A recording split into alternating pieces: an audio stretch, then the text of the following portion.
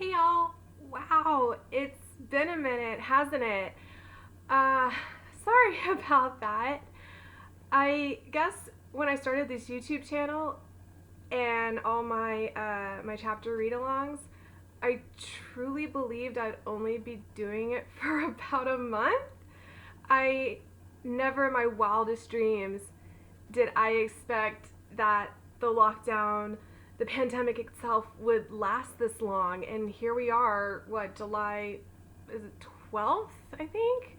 July 12th. And things I think are kind of worse than they were when it all began. And yeah, it's kind of scary out there. Here in Texas, it's not good here. We're not the epicenter, but our cities are pretty overrun with cases right now. I'm happy to report that everyone in my family is still social distancing. We are playing it safe. Knock on wood. So far, we're all doing okay. We are still wearing our masks. Only leave the house when we absolutely have to go to the grocery store, or my sister, she goes to work. But I mean, I'm kind of at a loss for words. I also took a couple of weeks, months off due to all, I guess, the unrest the country has seen in the past few months. I felt like it wasn't really my place to be talking. It was more my time to listen. And so that's another reason why I haven't shared a YouTube video in a hot minute. But now I was talking to my sister and I thought that, you know, these YouTube videos bring me joy. I hope they bring you some joy too. And so I thought I'd get back at it. First, I'll tell you a little bit about what I've been doing. It's not very exciting. I did start up a Redbubble shop. Along with my books and writing, I love photography. It's, in a way, I say everything, a lot of things are my first love. Like wildlife is my first love, books are my first love, photography is truly one of my first loves. I have been playing around with cameras since I was a little kid, and if you could see, okay, so here's another thing we've been doing. My parents' house is actually my grandparents' house. They built it, so when I say it's a family house, it truly is. It's always been in our family, and both my grandparents died in the house, and my grandma died almost 26 years ago. My grandfather died 33 years ago, before I was even born, and so all their stuff is still in this house. And one of my quarantine goals has been, okay, we're gonna get out in the garage and we're going to go through this stuff and we're going to clean it out and help my parents get their house kind of in order, because it has a lot of stuff. We'll just go with that. It has a lot of stuff. And so something I have found in our cleanings, thousands upon thousands of photographs. I have gone through these pictures. This has been kind of like my quarantine summer project, and I've uploaded over 900 pictures to Facebook of old family members. Okay, wait a minute, not old family members. Family members, the pictures are old. It's like my cousins when they were like children, when they were toddlers. And what I've also been doing besides uploading them, I've been dividing the pictures up and putting them in envelopes, like one to my uncle, one to my other uncle, one to my, each of my cousins. And I have been distributing those old photographs. And at one point my mom goes, should we be giving these people their baby pictures back? What if they want us to keep them? I'm like, Mom, they weren't for us. They were for Mimi and Pop. And I feel like they're not doing anyone any good just sitting out in a box in a garage. I feel like, they should be seen by and shared and enjoyed by the people who are actually in the pictures. And so that's what I've been doing. My sister and I have already made one round of deliveries, socially distant, of course. Masks, never got closer than 6 feet to our own family members. But yeah, we've been going around sharing pictures. My uncle called us the Twisted Sisters Delivery Service, so that's kind of, and we're probably going to be making some more deliveries. I mean, so many pictures, y'all. So many. That's like a little tangent though. So, my love of photography runs in my family. That was the whole point of that tangent. So I've been taking all these old pictures that I took throughout travels, through just pictures of flowers that I've taken, and uploaded them to my new Redbubble shop. I also have a few things that are kind of, a few designs that are book related, but most of it is photography, and I'm loving it. It's addictive. It's nice to have a side business too, especially since I'm still not able to go to book signings and Comic-Cons and book events. So yeah, I'll add the link down to the Redbubble shop if you'd like to check it out. You know, I've purchased a lot of stuff from Redbubble, and some of the items are kind of pricey, but I really like the fact that you can get like stickers and postcards, or even, yeah, I've ordered even greeting cards from other artists that I really, really like, and I'll just take their greeting card and I'll frame it and hang it up like a picture, and it's way more affordable that way. So yeah, if you'd like to check out my Redbubble shop, please do so. I'm adding designs weekly because I have so many pictures. Okay, second part of the video, I kind of already told you a little bit about what I've been doing throughout this time, and that's cleaning out, helping to clean out my parents' / grandparents' garage and closets and whatnot. And besides the 100 million old family photos that we've come across, I've also come across a few really neat like antiques, collectibles. I think my sister thinks I'm weird, but I love old things. I love going to antique shops. Granted, I don't visit them as much anymore because I realized I was just accumulating a bunch of stuff that I didn't need, and it turns out that I can already find in my parents' own garage because there's just so much old stuff out there, and most of it's so cool. My kitty is looking at me right now, really cute, like she wants me to come over and pet her. No, I'm working right now. I'll be over to pet you in just a minute, okay? So in some of it I have claimed for myself, and I am now hoarding in the privacy of my place, and I thought I would just share a few of the cool things that I found. If you think this is boring, fast forward to the reading for today, but I just wanted to show you this. It's kind of like a show and tell. It's just really cool. Okay, so the first thing, and this is probably the most boring thing, but for some reason, ever since college, I have collected discarded keys. I don't know if anyone else does this, but look at all these keys that I found so far. Some of these are, like I said, like I found in fields in college and stuff, but most of these have come from my parents' and my grandparents' house. And oh my gosh, and so this is really cool. So here are these millions of keys, and I think I started collecting because I saw like something on Pinterest, and it's like you can make art out of old keys, kind of like steampunk art, and I thought that was so cool. So every time I find a key, I just pick it up. And so maybe one day I will make art out of these keys, but for now I just have a very impressive collection of keys that don't unlock anything. Like, oh, this one's really neat. I think it's like an old bank key. I'm sure there's no money in whatever it unlocks, but yeah, I thought that was really neat. But one other key that I found that I did not put on there, so I don't know what this key unlocks, but this, if you can see, this keychain is an Eastern Star. It turns out my grandmother was a member of the Eastern Stars, which is like the female Masons. And I'm gonna be honest here, I did not know about the Masons until I watched National Treasure.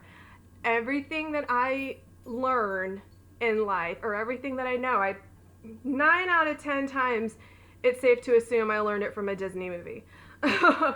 But so finding this keychain, and I actually also have her pin over in my desk, I thought that was really cool. So I'm like, oh man, am I a knight?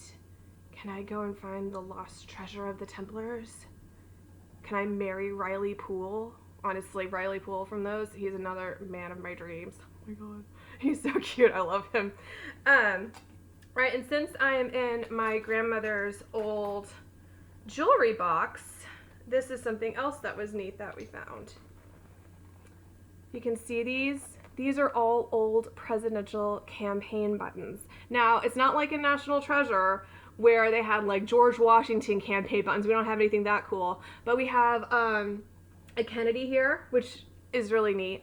We have a lot of Nixon, which my sister pointed out. She's like, why do she have so many Nixon? And my mom explained that she didn't actually vote for her, vote for him. She just liked to collect the buttons. I'm gonna choose to believe that. Because yeah, here's even another Nixon. It even says, I'm for Nixon. Oh my gosh.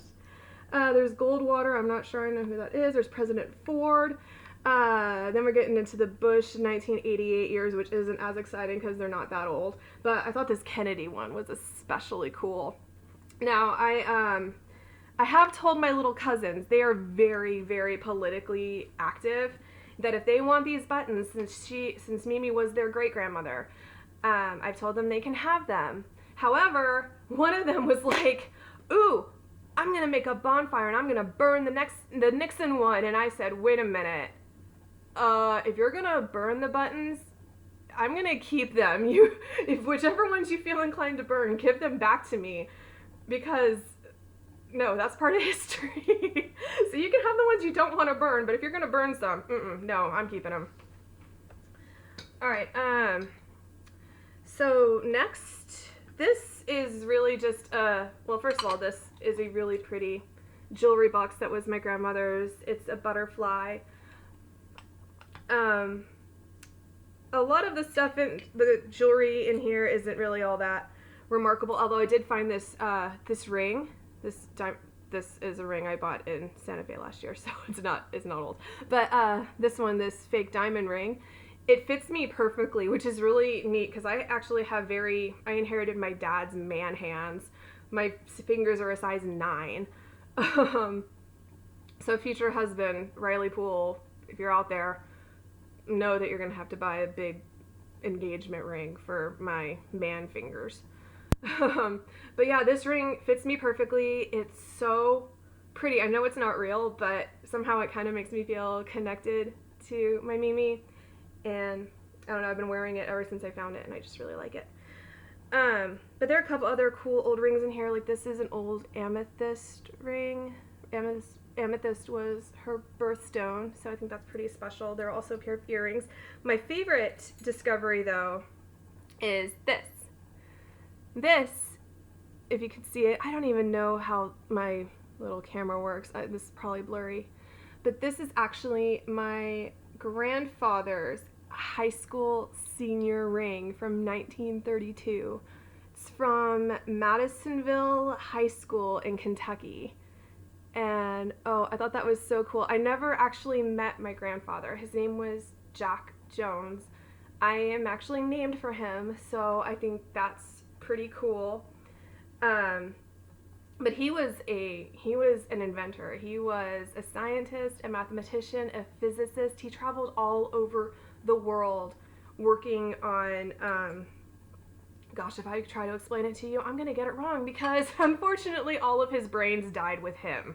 But I'm very, very proud of him. He worked a lot actually in World War II.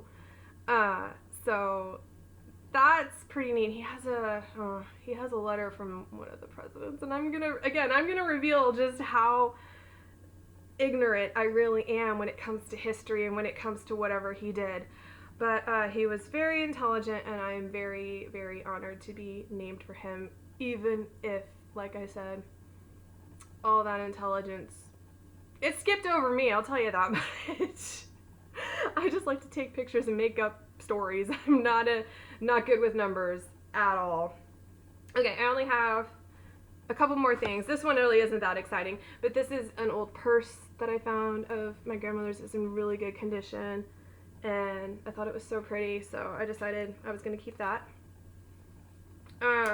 The next thing isn't even my grandparents, it's actually my parents that they had in their apartment in Austin when I was a very small child. I was actually born here in Dallas, but my parents were living in Austin at the time. For some reason, they decided to drive up to Dallas, I guess because my Mimi lived here, and have me here and then drive back to Austin. But this apparently was in their apartment, and it is a giant bottle with a huge cork, which I think is cool. I don't know why I like bottles with corks. But of all these match boxes. How neat is that? And they're from everywhere they used to travel. There's like Oyster Bar, Whale and Ale Room, Kip's Big Boy, American Airlines. My mom used to work for American Airlines as a flight attendant. Oh man, it's just so neat. Apparently that's what people used to do when they travel places. They collect little matchbooks. And when I told my sister I was taking this, she goes, you know, that's all gonna go up in flames. I'm like, no, it's not. It's in a glass bottle with a cork. How cool is that? I don't know why. I thought it was really, really neat. So I commandeered this. And finally, I guess my favorite thing that I found, the coolest thing, is this old video camera. Oh my gosh. This was my grandfather's. It's a Kodak Brownie. It's an 8mm movie camera. And look at this. You can open it up. Maybe. I said you could open it up. I was opening it up the other night when I was playing with it. Okay, did I break it? Okay, well, you can open it up. I don't remember how I did it. But, yeah, it's just really cool. And I showed this the other night. My cousins and I had, like, a game night. And I brought it out and I showed it to them. I said, look what I found. Look how cool this is. And one of my little cousins immediately goes, can I have it? I'm studying film. And part of me is like, okay, well, he was your great-grandfather, and I know I need to share these treasures. And the other part of me went, but I want it. It's really cool. I found it. I'm abiding by the laws of maritime salvage. Whoever is the finder of the treasure gets to keep the treasure. But no, I will be happy to share it with my family members and maybe let her borrow it. We'll see. We'll talk, Hannah. Sorry. No. This, you know, sharing with the family. Whatever. Okay, so that's my portion of show and tell. I think in the days/weeks to come, I'm going to order some of my own Redbubble stuff. I haven't ordered any yet because, like I said, some of the stuff is kind of pricey. Oh, but you can even get masks. You can get masks with my pictures or with my books on them. How cool is that? And yeah, I get I get a royalty if I were to make a sale. But like I said, that's money that I don't have in the first place. So, trying to, oh, there are my keys. Just trying to get my stuff out there and see what happens. Okay, so back to reading and books. I'm still working on my 3 books, and I'm happy to report that since the last time I talked to you, I've come a long way. I'm writing a suspense novel. I don't know if I told you all this. I'm writing a suspense novel. It's called Trashy Suspense Novel because why not? It's not in any way related to Trashy Romance Novel except for it's written in the same style with snippets of books in the universe in which it's written. And for the longest time, see, suspense, I don't know if I told you all this. It's been such a long time since I made a YouTube video. Suspense does not actually come naturally to me. Ghost stories do, like scary Halloween stuff, that has always come naturally to me just because I love the supernatural. I love paranormal. I think it's so cool. But like suspense and mystery, that was never really my genre until my sister started ordering all these suspense and horror or suspense and mystery books off of the Book of the Month Club. And also, my friend Miracle Austin, she actually bought me a book by Rachel Kane called Stillhouse Lake. Stillhouse Lake. And I loved it. It was so amazing and so good. And, after watching, again, another one of my inspirations for writing this was Stranger Things. Big inspiration because Stranger Things, Honestly, I was thinking about it, and I used to say that Frasier was my favorite TV show of all time. I think it's Stranger Things. I think that if I could only watch one show for the rest of my life, it would have to be Stranger Things. In fact, I could dedicate a whole dang video alone to my love for Stranger Things. I'll do that some other time. I won't go into it now because once I start, I'm never gonna stop. Um, anyway, so Trashy Suspense Novel was inspired by all of those things. It was inspired by the suspense and mystery books I read. It was inspired by that book that Rachel Kane wrote, although it's nothing similar at all, but that's kind of what made me realize, oh, I really, really like the genre. And it was very inspired by Stranger Things. Like, my main guy, and then his name is Daniel Brunsworth, he was 110% inspired by Hopper, because like so many other women and people who are attracted to men in general around the world, watching season 2, I was like, wait a minute, is Hopper hot? I think he's hot. Oh, okay. But honestly, if I was going to end up with a character in Stranger Things, it would definitely be Mr. Clark. That's it. I love him. He's definitely a Jackie guy. Anyway, where was I even going with this? Again, once I start talking about Stranger Things, that's it. That's all. Oh, and Bob. Oh my god. He's actually the perfect man. Bob Newby, superhero. If I could bring back one fictional character in the world, it would be him. And I actually got to tell Sean Astin that last year. It made me, in a way, it made me feel like Bob knows how much I love him and how much I wish he had ended up living in with Joyce. And I want an alternate universe where they just live happily ever after. Sorry, Hop, I'm on Team Bob. Anyway, so, I remember where I was going with this. I'm sorry, y'all. It's, like I said, it's been a hot minute since I made one of these videos, and I am not good at it. But anyway, so mystery and suspense does not come naturally to me. It is not my first genre. But in these past couple months of writing and of rereading mystery books that inspired me, I finally figured out where the story is going, how it's gonna end, what all is gonna happen, and I was so excited. So I'm finally on that downhill slope of finishing Trashy Suspense. It has been a huge challenge, and I have loved it, honestly. I've loved writing this book so much. I can't wait to share it with everyone. I think it's gonna be good. So, and it's hard. Sometimes it's hard for writers to kind of admit that about their own work, because half the time we're thinking, this is great, I am brilliant, wow, I'm, gonna be on Ellen and tell her all about what a genius I am. But on the other hand, we're thinking, oh my gosh, why am I doing this? Everyone's gonna think this is stupid. This is self-doubt just but at the moment, I'm really, really loving it, and I'm really proud of it. And all I can hope is that everyone enjoys it as much as I've enjoyed writing it. I'm also working on a new young adult romance. I'm not ready to share the name yet because it's not totally set in stone, but I think I know what it's going to be. And of course, I'm also writing the sequel to Once Upon a Midnight Clear, which I was thinking, I'll share it in July. But then I started focusing really hard on Trashy Suspense, and so now the sequel is only like halfway done, but do I want to tell you its name yet? I don't know. I can. And I have the cover and everything. It looks great, and I'm so excited about it, but I feel like I haven't written enough of it to be able to share it with you, so maybe I'll wait a couple more weeks / months. I don't know. We'll see.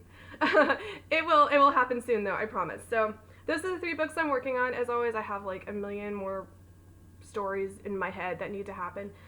Until then, I thought that I would read. We're finally at the reading part, y'all. We're finally where I am going to get back to reading to you, because I've missed it, and I hope you enjoy it.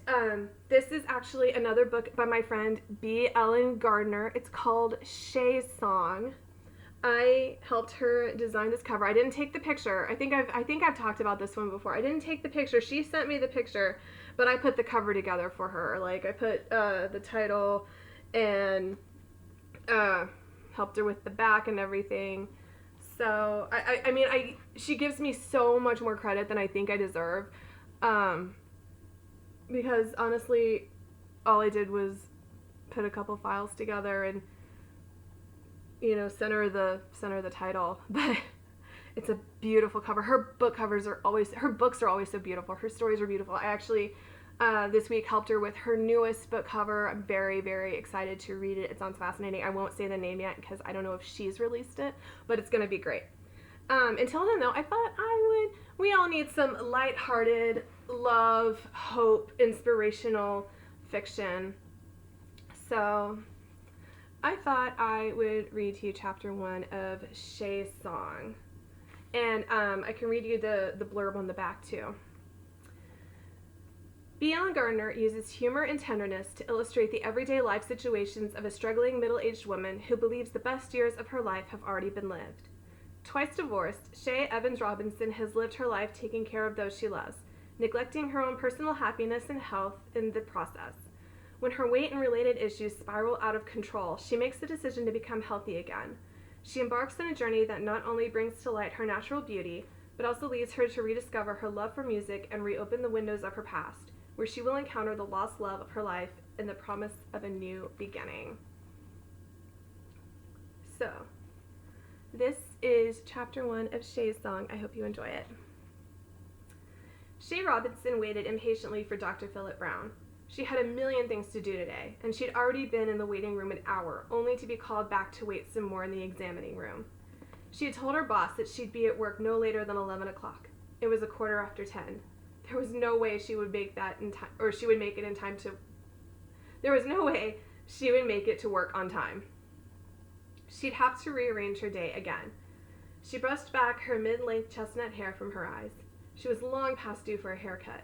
This was just one more thing she had put on hold for her busy life. Agitated, she tapped her feet against the examining table. How long would she have to wait? Just when she thought the doctor would never get to her, he did. As he entered the room, she gave him a once-over, young, tall, and thin. She lent him her brightest smile. He nodded at her somewhat coolly, barely acknowledging her. She thought him a bit pretentious, but kept her smile. He didn't smile back. He got right to the point, reading directly from her chart. Okay, Camille, I'm not going to sugarcoat this. You're 50-something. What, 52, 53? You're more than 30 pounds overweight. Your cholesterol level is up, borderline, and your blood pressure is in the high range. Your sugar is still good for now, but you're going to have to make some changes soon. Either that or we'll be seeing each other sooner than we'd like. Maybe even in the hospital for who knows what scenario. We don't want that now, do we? What is this we business? Shae wondered. Besides, he said, making a poor attempt at humor by attacking her vanity to get his point across, plump curves are really only attractive on the youth. Something like disdain and anger at this man's nerve made its way through her veins. Who the devil did he think he was? She didn't have to sit there and listen to him chide her this way. In the first place, he wasn't her regular doctor. Secondly, she had only met the man 10 minutes ago. Still, before she had time to speak, he was examining her. He looked in her ears, eyes, throat, and listened to her heart. While she sat there seething, he directed her to lie down. He moved his cold hands over what he had so insensitively referred to as her plump curves. He never once asked or considered what might be going on in her life to cause her present state. He was really out of line. Had he checked her chart ahead of time, he would have noted that her health over the many years she'd been coming to this clinic had been good. He would have noticed that she had always been in good shape, sometimes great shape, once a serious runner. But he didn't look, and he had no idea. He would also know that she never went by her first name, Camille. To her family, friends, and associates, she was known by her middle name, Shae. Shae's usual doctor was semi-retired and on vacation. For as long as she could remember, she had always gone to Dr. Robert Glenn. You might say they grew up together. He was her first grown-up doctor, and she was one of his first patients. Jackie Evans, Shae's grandmother, insisted she go to him when she turned 16, claiming that soon she'd be all grown up and who better to discuss womanly topics to her than a woman's doctor. Jackie Evans, who was known to Shae as Mom, embraced the role of Shae's mother when her own mother failed miserably at the job. Mom had always been straightforward with Shae about matters concerning her body and the things that could happen to a young, beautiful girl on the verge of womanhood.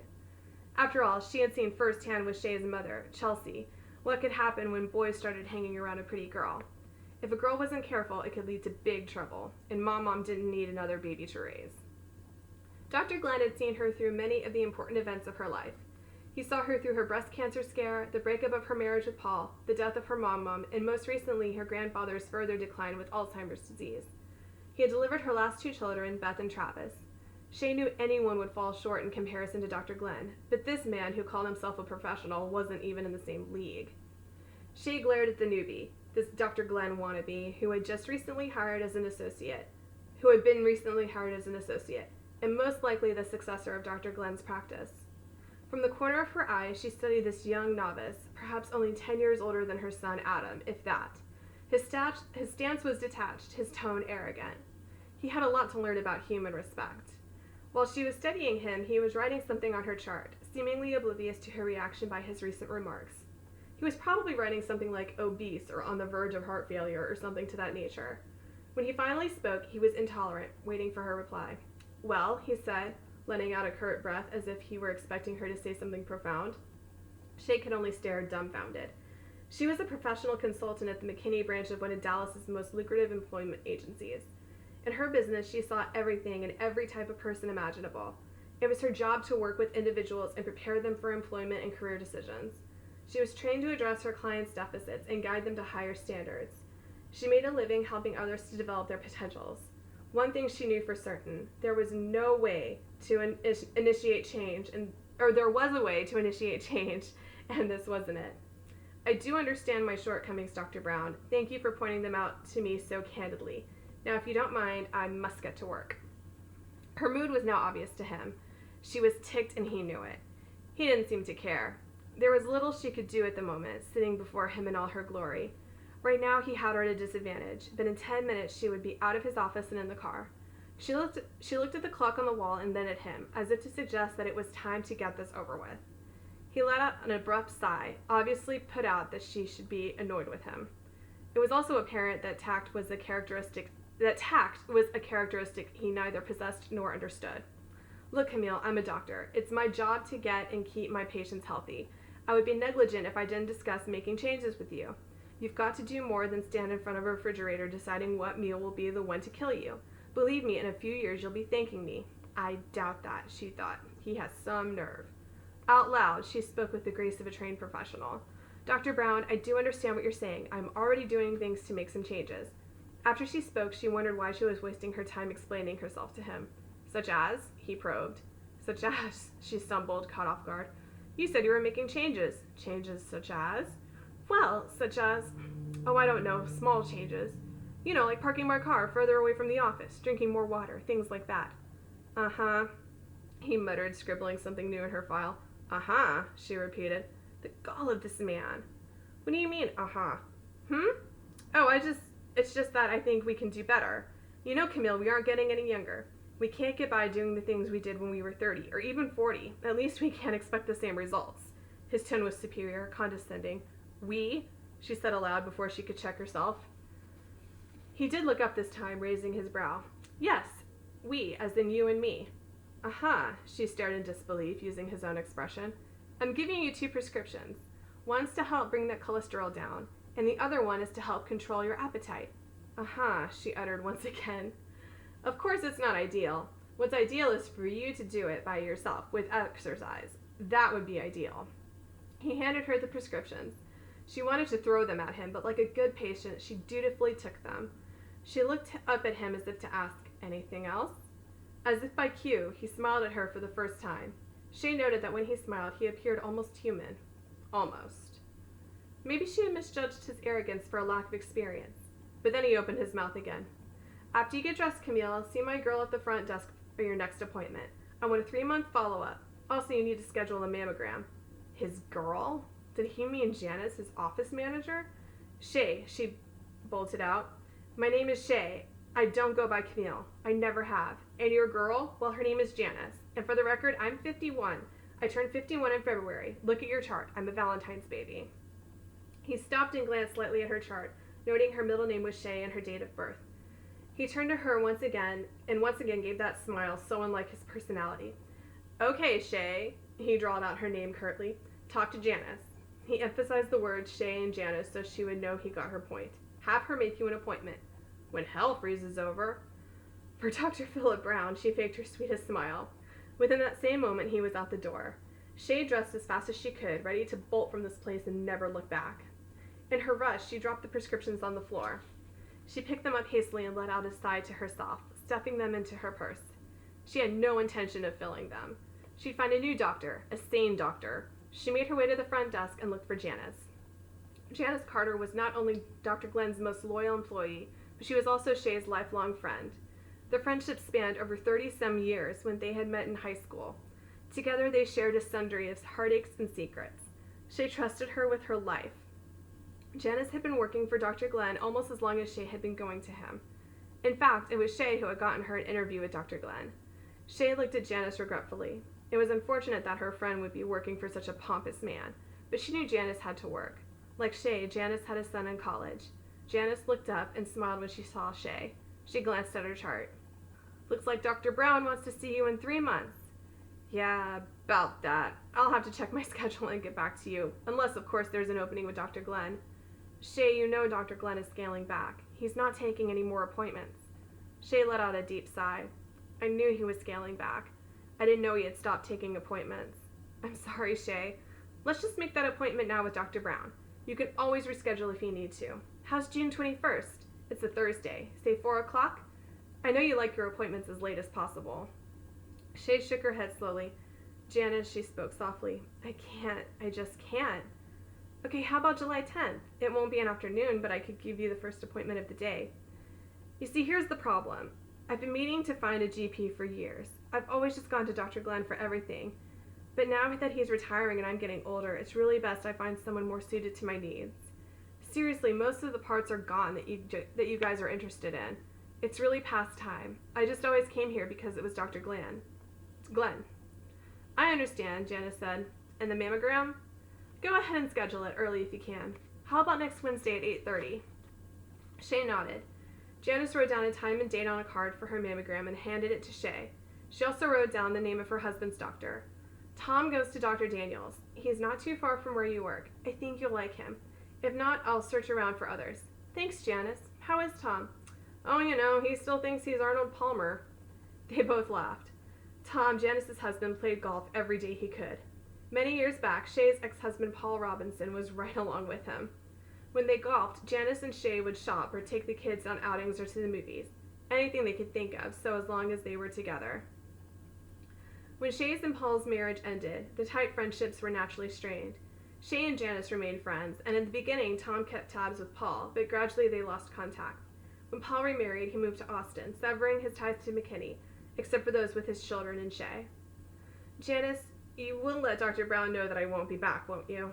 "I'll tell him. I know how you're feeling, Shae, but he's really he's one of the best." "I know exactly how he is, Janice, and he's not for me." Janice smiled knowingly. "He's not going to be happy. He'll probably throw a fit." Shae gave Janice a quick smile. "Now that's a sight I would like to see." Janice had to giggle. "Oh, go on. Leave me to face the wrath of Khan." Shae whispered something like, "I'm sorry." When she was about to walk away, Janice called her back. "Shae." Janice motioned for her to come closer. She spoke in a soft voice so only Shae could hear. "There is one more thing, Shae. I can't believe I almost forgot. I tried to call you a few nights ago after Tom told me, but you don't answer your phone. Besides, I knew I'd be seeing you today. Tom talked to your ex the other day, and he was asking about you. Tom said he kept going on and on about you, wondering how you were and stuff." "Paul? He doesn't usually call. Usually when he's in the area, he didn't... I'm sorry.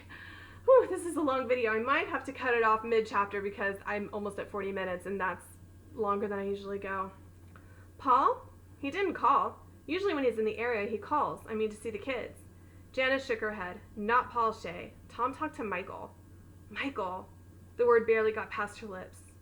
"Shae, Tom got the feeling that Michael might be planning to visit this area. He said something about the two of them getting together. He also mentioned that he was selling his cabin." "Oh no, Janice, you must be mistaken. Michael would never sell his cabin. That's his love, his pride and joy. I mean, he built it practically on his own. His parents are nearby, his granddad, and of course his family. No, I'm sure Tom misunderstood. You're probably right, but what? He was also asking Tom if he knew a good lawyer around here. What do you think it means? Anything? Nothing. I really couldn't say. Michael was a lifetime ago. The last time I saw him, I was in my 20s. Shae shook her head. It seems strange that he should call after Tom. It seems strange that he should call Tom after all this time. It doesn't really matter, though. I can't wonder what's going on in his life. I've got enough to worry about with my own. And right now, I really do need to get to work so I can pay all my mounting bills. But Janice, call me. We can talk. Janice gripped her hands that were clearly shaking. I'm sorry I upset you, Shae. I never should have mentioned Tom talking to Michael. I just think the whole thing is so bizarre. I mean, after all these years. Of course you should have told me. I would have been upset if you hadn't. I'm really okay. Michael is my past, Janice. We were young and impulsive, and we never should have married. But you're right. It is pretty surreal to think about him again and for him to get in touch with Tom after so many years. I guess, but I can't imagine why he called. You know what I think? I think he wanted to find out about you. I mean, Tom said that you were all he talked about. Me? Don't be absurd, Janice. He's a married man, or so I heard. Well, Tom did tell me that he sounded, I don't know, sad when he spoke about you. Like a man full of regrets. Tom got the impression that he wasn't married. Shae's heart flipped. It was pounding out of control. She tried not to let on to Janice that this news had made her nerves in spirals, but Janice knew. Shae's contrite smile and shaking hands gave her away. Shae spoke like a woman haunted by memories. Oh, sweetie, Shae said, wrestling with her emotions. You're always the romantic. You really are letting your imagination get away with you. If Michael Durant ever thinks of me, it's only in fleeting moments. And I'm sure those moments aren't fondly, and most certainly not full of regret. Yeah, but aren't you the least bit curious? I've got too much on my plate to be curious, she said, giving Janice a hug. Curious didn't begin to describe how she felt. She was clearly shaken. She waved goodbye and fled out the door because she knew any moment she'd be falling apart. Her mind and pulse were racing out of control. By the time she reached her car, the tears she had fought so hard to contain fell. I'm just going to stop it right there for now because my voice is about to go. I need to go get some water.